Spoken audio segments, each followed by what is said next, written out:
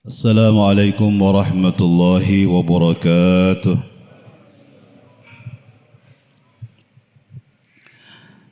بسم الله الرحمن الرحيم. الحمد لله رب العالمين والصلاة والسلام على سيدنا محمد وعلى آله وصحبه ومن تبعهم بإحسان إلى يوم الدين. أما بعد فقد قال الله سبحانه وتعالى في كتابه الكريم بعد أعوذ بالله من الشيطان الرجيم بسم الله الرحمن الرحيم يا أيها الذين آمنوا اتقوا الله حق تقاته ولا تموتن إلا وأنتم مسلمون. وقال تعالى وإذا سألك عبادي عني فإني قريب أجيب دعوة الداعي إذا دعان فليستجيبوا لي وليؤمنوا بي لعلهم يرشدون. وقال رسول الله صلى الله عليه وسلم لا يؤمن أحدكم حتى يكون هواه تبعا لما جئت به الحديث وكما قال رسول الله صلى الله عليه وسلم سبحانك لا علم لنا إلا ما علمتنا إنك أنت العليم الحكيم سبحانك لا فهم لنا إلا ما فهمتنا إنك أنت الجواد الكريم ولا حول ولا قوة إلا بالله العلي العظيم. Hadirin hadirat jamaah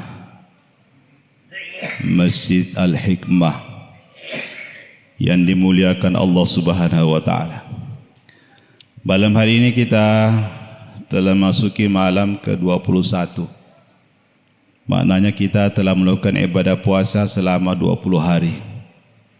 Harapan kita mudah-mudahan amalan kita diterima Allah Subhanahu wa taala. Amin ya rabbal alamin. Hadirin yang mulia, telah menjadi ketentuan Allah bahwa Allah Subhanahu wa taala memberikan kelebihan, keutamaan, fadilah kepada sesuatu, itu hak Allah Subhanahu wa taala. Misalnya manusia ini di antara manusia ada orang-orang yang dimuliakan Allah.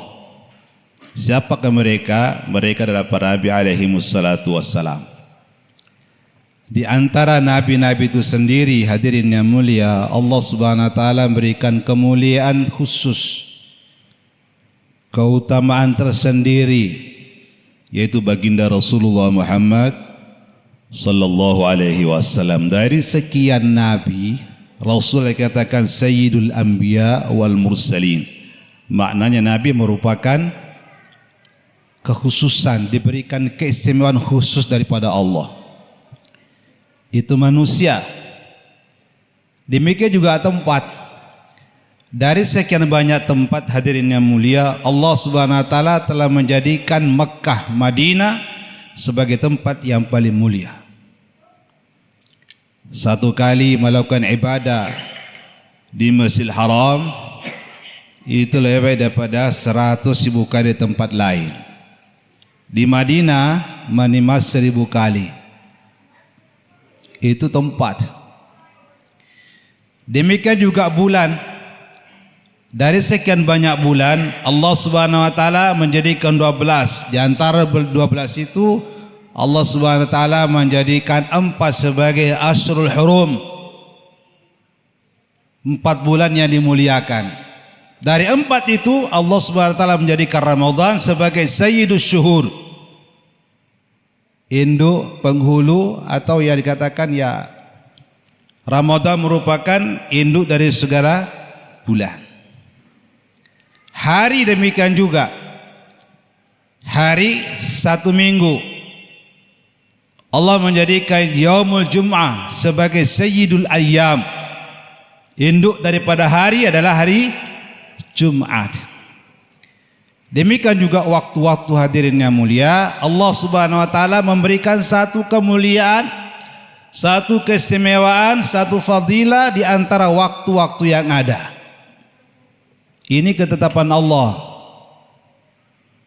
Hadirin yang mulia, di antaranya ketika seseorang itu berdoa, sebetulnya kapan saja boleh berdoa. Tapi ada waktu-waktu tertentu di mana Allah Subhanahu wa taala menjadikan waktu itu di mana dimudahkan Allah untuk terimanya doa. Bahkan dikatakan la turaddu, tidak tertolak. Hanya penting dipahami bahwa doa itu bukan hanya dengan pakai bahasa Arab. Doa itu sebetulnya ungkapan hati kita ini kepada Allah, apa keinginan kepada Allah dengan bahasa kita. Daripada kita pakai bahasa Arab tapi kita sendiri nggak paham apa maksudnya. Justru lebih baik, lebih bagus berdoa dengan bahasa kita, mau bahasa Indonesia, bahasa Bugis, bahasa Madura, silakan. Yang pasti kita minta dengan keinginan kita, minta sama Allah, sampaikan kepada Allah, ya Allah saya ingin begini, Allah minta. Ada satu orang Pak ketika di Mekah itu lagi tawaf nih. Tawaf, doanya satu aja ya. Apa doanya? Ya Allah saya ingin istri. Dengan bahasanya dia, ya Allah saya ingin istri, ya Allah saya sudah berumur belum punya istri, ya Allah, itu doanya itu sampai selesai doa di multazam. Apa yang terjadi? Tiba-tiba datang satu perempuan tinggi, mancung, putih. Seperti ini Allah katanya. Seperti ini ya Allah. Boleh nggak begitu Pak? Boleh. Hadirin yang mulia, selepas pulang dari tanah suci, tak lama kemudian menikah. Walaupun bukan dengan perempuan itu, tapi artinya doanya terima Allah Subhanahu wa taala. Silakan berdoa Pak, dengan bahasa kita. Daripada kita berdoa tapi kita nggak paham apa maksudnya, meminta apa kita sama Allah, dengan bahasa kita. Rabbana atina fid dunya hasanah, ini suatu nih kita tahu semua artinya, boleh itu silakan. Tapi kalau penyampaian misalnya Allahumma inni as'aluka imanan la yartad, lupa apa maksudnya itu. Doa dengan bahasa kita itu jauh lebih afdal, lebih bagus, karena kita tahu sendiri kita ini perlu sama Allah. Hajat kita kepada Allah sampaikan sama Allah SWT melalui doa. Dan permintaan kita itu ada, katanya ulama, yang sifatnya memang keperluan, ada yang sifatnya keinginan. Ada permintaan itu yang berbentuk memang keperluan, ada juga berbentuk keinginan. Tidak semua keinginan itu merupakan keperluan. Tidak semua keinginan itu merupakan keperluan. Maka nanti akhir Ramadan itu pada malam hari raya datang ke masjid-masjid hari raya, maka Allah mengatakan, wahai hambaku sekarang ampunanlah dengan membawa ampunan, apapun permintaanmu hari ini berkaitan dengan akhirat saya pasti kasih. Berkaitan dengan dunia kata Allah saya lihat maslahatnya. Karena tidak semua keperluan kita itu merupakan, tidak semua keinginan kita merupakan keperluan kita. Contoh Pak, saya sudah punya rumah, tempat tinggal, alhamdulillah sudah. Saya ingin nambah rumah, minta sama Allah, ya Allah saya ingin rumah lagi. Jamaah haji kemarin minta, Ustaz doakan saya minta rumah lagi. Sudah punya rumah, minta lagi rumah. Punya mobil, minta mobil lagi. Kira-kira Pak, ini permintaan rumah yang kedua ini apakah merupakan keperluan apa keinginan Pak? Ini merupakan keinginan, bukan keperluan. Sudah punya rumah, minta rumah lagi. Sudah punya mobil, minta mobil lagi. Ini keinginan, bukan keperluan. Kita minta sama Allah keperluan kita. Saya ngontrak hari-hari belum punya rumah, minta sama Allah, itu wajar, namanya keperluan. Daripada saya ngontrak setiap tahun, minta mobil, minta motor, itu wajar. Karena saya hari ini ngojek terus, pakai Grab terus, minta sama Allah. Boleh nggak begitu Pak? Boleh. Ini keperluan. Hadirin yang mulia, maka waktu-waktu yang mustajab di antaranya tadi hujan Pak ya. Kata Rasulullah sallallahu alaihi wasallam, sintani ada dua doa tidak ditolak oleh Allah. Yang pertama indan nida, ketika azan dikumandangkan. Yang kedua wa tahtal matar, ketika hujan. Jadi kalau hujan itu minta doa sama Allah. Itu doa salah satu waktu yang mustajab berdoa ketika hujan. Yang kedua hadirin yang mulia, Umar radhiyallahu anhu bertanya, Nabi ditanya, ya Rasulullah ayyud du'ai asma', doa mana yang paling bagus yang diterima Allah Subhanahu wa taala? Rasul mengatakan fi jawfil lailil akhir, sepertiga malam terakhir. Wa ba'da salatil wa dubur salatil mafruḍah, setelah salat wajib. Itu juga kita berdoa sama Allah. Bahkan dikatakan sepertiga malam itu yanzilullah tabaraka wa ta'ala ila sama'id dunya, Allah turun ke langit dunia dan berkata, memanggil, kata Allah, malaikat sampaikan kepada manusia, siapa di antara mereka ini berdoa kepadaku, maka aku akan kabulkan. Siapa meminta kepadaku, aku akan terima permohonannya. Dan siapa meminta istighfar kepadaku, maka akan ampunkan dosa-dosanya. Itu setiap malam, Pak. Dari awal Ramadan sampai nanti akhir Ramadan. Apalagi katakan sepertiga malam terakhir, ini malaikat selalu menyeru kita, siapa yang berdoa, siapa yang meminta, siapa minta ampun kepada Allah Subhanahu wa taala. Ini senantiasa. Maka dikatakan bagi orang berpuasa itu setiap hari fihi da'watu mustajabah, pasti ada satu doa yang diterima Allah. Maka kita jangan pelit berdoa, jangan malas berdoa, apalagi mendoakan orang lain, Pak. Dalam satu dikatakan, doa yang paling cepat diterima oleh Allah mendoakan seseorang yang orang itu enggak tahu kalau kita lagi doakan. Itu doa paling cepat sampai Allah. Bizahiril ghaib, orang enggak tahu. Maka kita doakan, ya Allah, Allahumma fillahu, ya Allah ampunkan dosanya Ustaz Rusdi misalnya. Kata Allah, kamu dulu saya ampunkan. Coba gitu. Jadi kalau kita doakan orang lain itu sebetulnya kita pertama kali yang diterima Allah Subhanahu wa taala. Ya Allah, berangkatkan Haji Ustaz Rusdi, kata Allah kamu dulu berangkat. Seperti begitu, Pak. Jadi kita jangan pelit mendoakan orang. Bahkan dikatakan ulama kita, barang siapa ingin doanya diterima, maka sebelum berdoa, doakanlah orang-orang mukmin 25 kali. Allahumma fil mu'minina wal mu'minat, sampai 25 kali baru doa untuk diri kita sendiri. Pasti diterima Allah Subhanahu wa taala. Doakan orang lain dulu, baru kita berdoa untuk diri kita sendiri. Hadirin yang mulia, itu sepertiga malam tuh. Apalagi sekarang mungkin waktu menjelang sahur, Pak. Itu menjelang sahur itu doa-doa mustajab.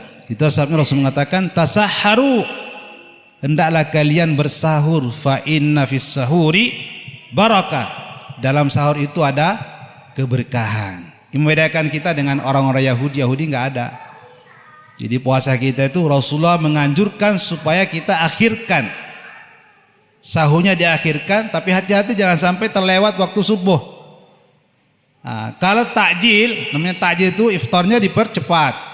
Tapi jangan juga belum waktunya bagus makan. Kemarin masalah satu pemandangan yang ajib, Pak. Dan itu nyata.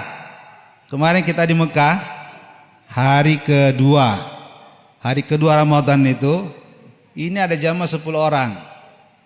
Lihat jamnya jam 6, sudah buka, Pak. Mereka makan.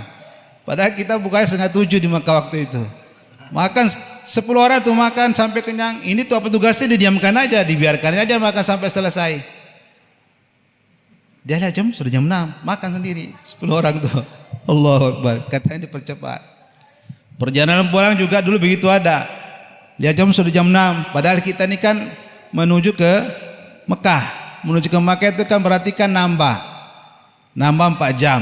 Kalau kita berangkat dari Mekah ke Surabaya itu berkurang 4 jam. Dia jamnya sudah jam 6. Sudah makan lagi buka. Allahu Akbar. Hadirin yang mulia, itu sahur, ketika sahur. Maka sunnah sahur itu walaupun kata Nabi, walaupun hanya bersahur dengan sebiji korma.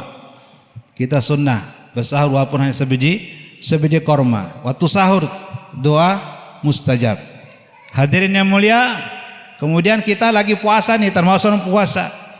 Bagi orang-orang berpuasa itu ada doanya, la da'watun la turaddu, ada doanya orang-orang yang puasa tidak ditolak oleh Allah.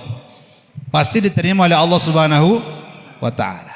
Hadirin yang mulia, demikian juga ketika tanggal 9 Zulhijjah itu waktu mustajab juga, hari Arafah. Demikian juga ketika kita lagi minum air zam-zam, doa juga mustajab tuh. Atau ketika kita dizalimi, Rasul mengatakan ittaqu da'watal mazlum fa innahu laisa bainahu wa bainal hijab. Hati-hati dengan doanya orang terzalimi, karena tidak ada hijab antara dengan Allah. Maksudnya doanya pasti diterima oleh Allah Subhanahu wa taala. Hadirin yang mulia, pastikan bahwa doa kita pasti diterima oleh Allah. Apa bukti doa kita diterima Allah Subhanahu wa taala? Kata ulama, buktinya itu dalam kehidupan kita nih Allah senantiasa memberikan kebaikan-kebaikan. Itu maknanya doa kita diterima Allah. Karena permintaan kita tidak semuanya diberikan Allah sesuai dengan keinginan kita. Allah berikan kepada kita sesuai dengan keperluan kita. Allah memberikan permintaan seorang hamba sesuai dengan keperluannya. Maka tidak semua keinginan kita diberikan oleh Allah. Kadang-kadang diganti oleh Allah dengan pengampunan dosa, dibebaskan dari satu musibah lebih besar lagi, atau diberikan, hadirin yang mulia, yang lebih baik. Yang pasti di akhirat, kalau dunia enggak diterima, nanti di akhirat diberikan oleh Allah Subhanahu wa taala. Bapak Ibu dimuliakan Allah Subhanahu wa taala, mudah-mudahan saya dan kita semua 10 terakhir Ramadan ini kita betul-betul gunakan. Waktu cepat begitu berlalu. Yang 20 sudah selesai, yang 8 ke depan kita belum tahu. Waktu kita sekarang, yang 20 sudah selesai Pak. Semua kebaikan-kebaikan kita yang telah kita lakukan sekarang telah menunggu di sorga. Seluruh keburukan-keburukan yang telah kita lakukan sekarang menunggu di neraka. Dan setiap orang pasti akan fa'innahu tu'araduna ala amalikum, akan dihadapkan dengan amal kita masing-masing. Pasti itu. Kebaikan kita menunggu di surga, keburukan di neraka. Pasti akan dihadapkan oleh Allah dengan amal-amal kita. Dia menemani kita nanti di kubur itu bukan hanya amal baik, termasuk amal buruk juga akan menemani kita. Maka perbanyak amal-amal kebaikan, terutama Ramadan. Nabi dikatakan 10 terakhir itu dia kencangkan ikat sarungnya. Maknanya apa? Amalannya diperkuat lagi. Hadirin yang mulia, mudah-mudahan kita semua diberikan bimbingan oleh Allah untuk senantiasa kita menyempurnakan amal-amal kita di Ramadan, dan kita nanti akhir Ramadan termasuk orang-orang yang terampuni dosa oleh Allah Subhanahu wa taala. Barangkali ini saya sampaikan, lebih kurangnya mohon dimaafkan, ikhlaskan. Subhanakallahumma bihamdika asyhadu an la ilaha illa anta astaghfiruka wa atubu ilaik. Wa lafu minkum. Wassalamualaikum warahmatullahi wabarakatuh.